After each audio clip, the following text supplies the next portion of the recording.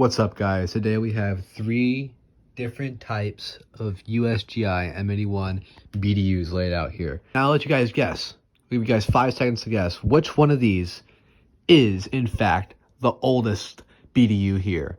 1, 2, 3, 4, 5. If you guess this one, you are a smartass. Yes, this is the oldest one here.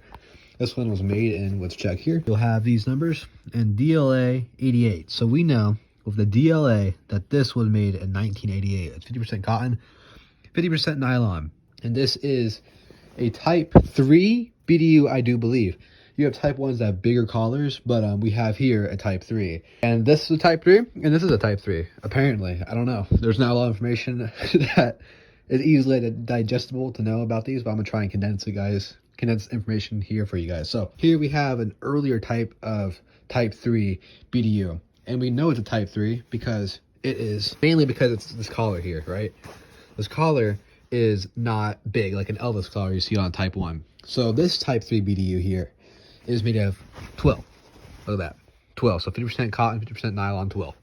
Yeah, this one is 12. This is a temperate weather BDU, and this would be like a hot weather BDU, and this is also a temperate weather BDU because it's 12. So later BDUs, they started having a ripstop because that was better in heat. And if you know anything about our conflicts in the last like 30 years, you know that we have been in more places that are hot than, let's say, cold and rainy like Europe. That might soon change, but you never know. So this is a type 3 BDU, 1988, and you can tell this because the DLA number and the middle number, 1988, that is it. So we got a 50% cotton, 50% nylon. It was made by Carbon Hills Manufacturing Co. Manufacturer Corinth Uniforms. Very nice. All right, but on this type 3 BDU here, here's the features on it. So this is a medium, I believe, regular. Although my BDUs are different sizes, but there you go, medium regular. But on this BDU, one of the cool things that has that these ones don't, we have on the sides, we have these buttons here and this adjusting system to give you more, I think this was added for like a more military look. And it's basically just so it makes it fit around your waist a little bit better, giving you a more military look, I guess.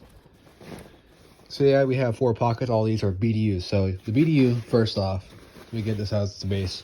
So BDU, we always got 2 chest pockets and 2 waist pockets, lower torso pockets that sit around here, and chest pockets sit around here. So back onto this.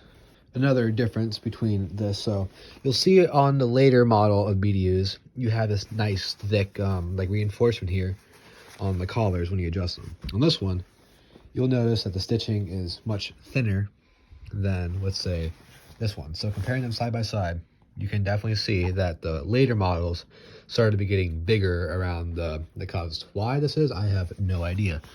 So there you guys go, stitching patterns. So basically just got like large stuff, it didn't like change in complete design and functionality, but the later models did definitely have more fabric here on the wrists.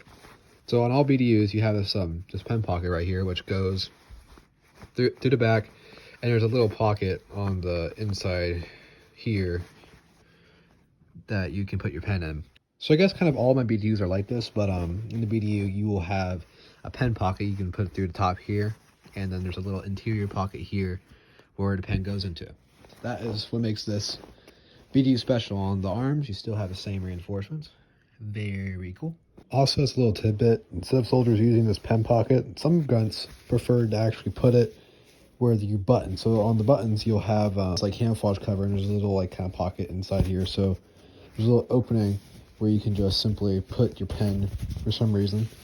And I guess there's a little easier access, I guess, for some grunts. But I am definitely no grunt, so, but yeah, here you go. And yes, it does go, and it's going to the side because it wants to. All right, here we have some type 1 BDU pants that you can see here, type 1s.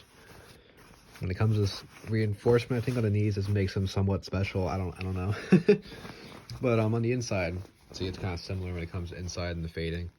Here, this one was made, I think, in, let's see, this one here was made in, Jesus Christ, 1982. This was the earliest BDU form I have is from 1982, and BDU was introduced in 1981. So this is really early here. And then I have like really late productions like that. I think this one was 1999, which is pretty late for BDUs. Getting later. But yeah, these were made. This is a Type 3, I believe, tempered weather. It's the same material as this, so it just kind of coincides here. So I think that's cool. I don't know a lot about BDUs. I'm trying to give you guys a little rundown. So yeah, these are both temperate weathers. So you have temperate weather BDUs that are just twill, right? And then you have like hot weather BDUs. So after 1983 invasion of Grenada, the U.S. was like, holy crap, guys. This material holds in a lot of heat when you're in the jungles of Grenada. And I don't know what the Median fucking temperature is, but it's not no comfortable 65 to 70 degrees. I think it's probably like, 80 plus with like 100% humidity. So yeah, this shit was not good in the jungle. So they were like, all right, get that out of here. And then we have things like, then they started introducing like hot weather BDUs like this, which are lighter and are made of ripstop. But there was like complaints that the 100% ripstop was like it would fray too much. So they went to 50/50 Nyko blend ripstop, which apparently doesn't fray as much, it's more durable. But here's the cuffs, thicker than the Type 1s. Thicker than the Type 1s, thicker than the Type 3s. There's a difference. But this one is a Michigan National Guard variant. It's not even a variant. This one I got at a thrift store south of KI Air Force Base, and it has the Michigan National Guard patch, which I found pretty cool. Has name tape and everything still on it. Pretty neat. And as you can see, when it comes to wearing, that the ripstop ones will wear much faster than the temperate weather ones. I guess it's the twill just holds in the color a bit more, but the ripstop ones will fade and show wear a little bit more than, let's say, than a 12 variant. So as you guys can see, it's like, you can see the buttons, you can't see the buttons, because these will wear a little bit less. Still will wear and fade, but a little less than the ripstop ones. So here you can very visibly see the ripstop fabric, which is just, squares so it doesn't tear more. This one was made in 1996, and as you guys can see, you have the, I think, what does it say, SBO or something like that? But older models, that's how you read BDUs to date them. So here, you look for most like the SP number, I guess, and you'll see 96, and that means it was made in 1996 or 1995. That's like the fiscal production year or some shit. I don't know. I'm not a genius. But then on here, the older models, you have a DLA 88, very clear example. And then here you have the SPO 99. So that's how you date. It's that middle number right there. That'll let you know when your BDU was made. So yeah, this video was just made to like show you guys some differences between Type 3 BDUs here. It's the ripstop variant, and it's the same as all the other BDUs, really. It's just ripstop, and that's cool. But it has the same pen pocket. You can see the stitching out here. Same style of pen pocket. Same style of pen pocket here, where it just goes inside, and as you can see, it just goes in there. A couple loose threads, kind of fraying. I was talking about ripstop is a little bit less durable than the good twill. The ripstop Type 3 we have here. But I'm interested about a really good video. So like Type 1s, they were, twill, but they also have big collars, and they didn't, they weren't ripstop. It was older, and that's cool. When it comes to price, I got this one for, it's $6.99 at a thrift store. I got this one for like $2, like almost $3, I think, at like a local thrift store, like less than a mile away from that thrift store I got this one at. These are both different. So you got the twill, and then you got the ripstop. Very cool. How many times I'm gonna say that? I got this one, the newest one I got from Venture Surplus, who has an awesome video explaining differences between a Type 1 and Type 3. You've been wondering, so there's Type 1, there's Type 3, but where is Type 2? So Type 2 is just desert battle dress uniform over there. So you had Type 2 BDUs, which were desert battle dress uniform, or you have 6-color desert camouflage, truffy chip, that thing, desert storm camouflage. But yeah, this is one of the latest twill, like the last of the twill variants. The latest Type 3s were ripstop, but here we have this twill. Has a little oil stain from prior use. Pretty neat.